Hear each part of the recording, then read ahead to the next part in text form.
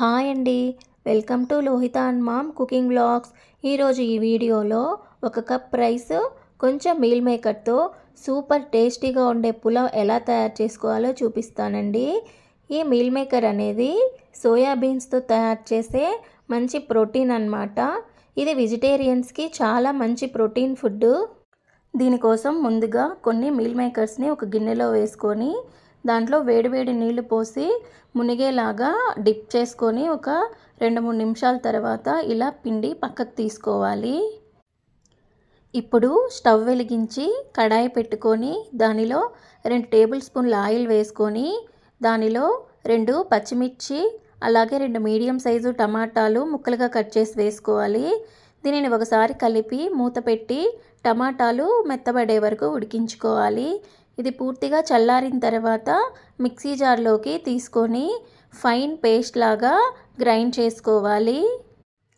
ఇప్పుడు అదే ప్యాన్లో మరొక టేబుల్ స్పూన్ ఆయిల్ వేసుకొని హోల్ గరం మసాలా దినుసులు వేసుకోవాలి. అలాగే కొద్దిగా జీలకర్ర కూడా వేసుకొని ఈ మసాలాలు బాగా వేయించుకోవాలి.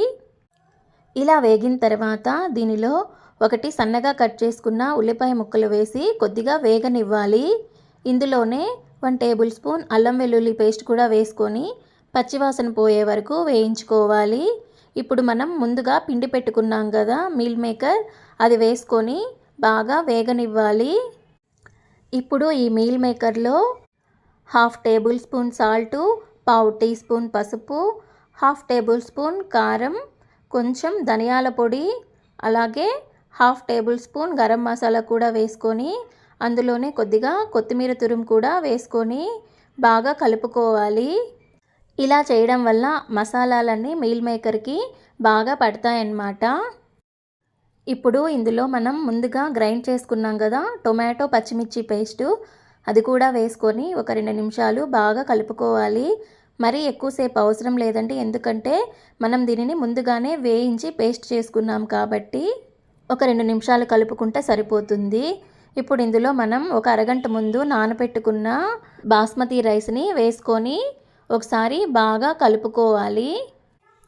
ఇలా కలుపుకోవడం వలన రైస్ ఒకదానికి ఒకటి అంటుకోకుండా పొడిపొడిలాడుతూ బాగా వస్తుందన్నమాట.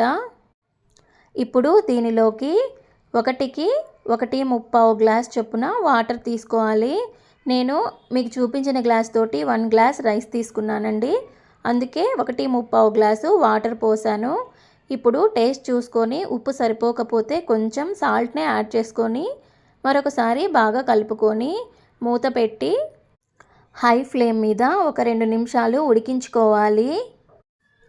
చూడండి, ఇలా ఉడకడం స్టార్ట్ అయిన తర్వాత ఒకసారి కలిపి మూత పెట్టి మంటని లో టు మీడియం ఫ్లేమ్లో పెట్టుకొని రైస్ బాగా ఉడికే వరకు ఉడికించుకోవాలి. ఇలా ఉడకడానికి ఒక 10 నిమిషాలు టైం పడుతుందండి, అంతకన్నా ఎక్కువ టైం కూడా పట్టదు. చూడండి ఎంత చక్కగా ఉడికిపోయిందో. దీనిని ఇలాగే ఒక 10 నిమిషాలు మూత పెట్టి వదిలేయాలి. దీని వలన ఆవిరి మొత్తం సెట్ అయిపోయి రైసు పొడి పొడిగా ఉంటుందన్నమాట. దీనిని ఒకసారి చేసి చూడండి, చాలా అంటే చాలా టేస్ట్గా ఉంటుంది. పిల్లలు కూడా ఇష్టంగా తింటారు. దీంట్లోకి వేరే కర్రీ కూడా ఏమీ అవసరం లేదు, ఇలాగా రైతాతో సర్వ్ చేసుకుంటే చాలా టేస్ట్గా ఉంటుంది. ఈ వీడియో కనుక నచ్చినట్లయితే ప్లీజ్ అండి లైక్ చేసి సబ్స్క్రైబ్ చేసుకోండి.